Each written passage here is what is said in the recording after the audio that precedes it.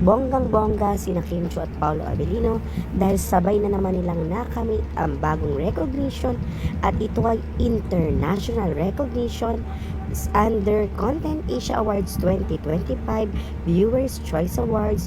Your votes, your winners. Nakalagay nga sa official website na Content Asia's first Viewers Choice Award is now live, adding awards for 4 categories in Southern Asia to the annual Content Asia Award.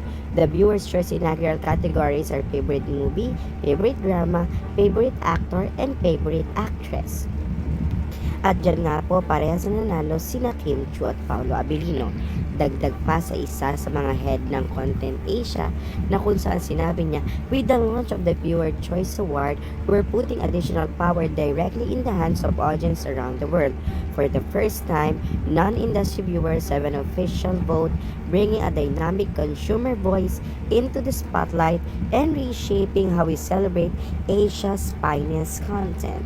At happy-happy nga po ang buong Kim Pao community dahil parehas na sina Kim Chiu at Paolo Avellino ay nanalo sa first ever international award na to.